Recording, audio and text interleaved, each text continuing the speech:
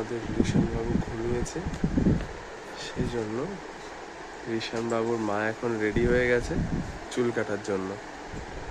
কানে তুলোও দিয়ে দিয়েছে যাতে আওয়াজটা না পায়, কারণ আওয়াজ পেলে উনি আবার উঠে যাবে, কাটতে দেবে না। তাও নড়ে যাচ্ছে না? এতটাই সেন্সিটিভ বাবা তুমি। তুমি তো এখন ভিডিওটা দেখছো বড় হয়ে, আমি বুঝতে পারছি। তুমি দেখো ছোটবেলা কি ছিলে, ওই যে প্যাকেটের মধ্যে চুলগুলো রাখতে হচ্ছে। কই দেখি প্যাকেটটা দেখো, এই যে ফ্যান চালিয়ে আমাদের বিশ্রাম হয়ে যাচ্ছে, ঘর হয়ে যাচ্ছে চুলে, তাও আমাদের কিছু করার নেই। কিচ্ছু করার নেই।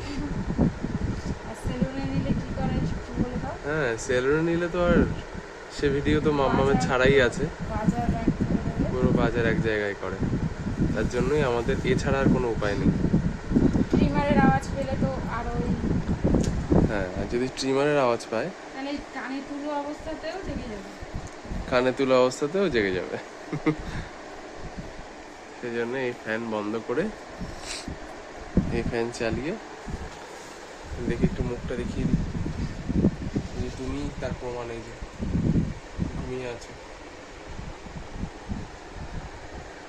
এই যে মা দুপুরের ঘুম ক্যান্সেল করে এই যে তোমার চুল কাটাচ্ছে। আমার চুলটা আজকে কাটতে যাওয়ার কথা ছিল, কিন্তু তোমার জন্য গেলাম না।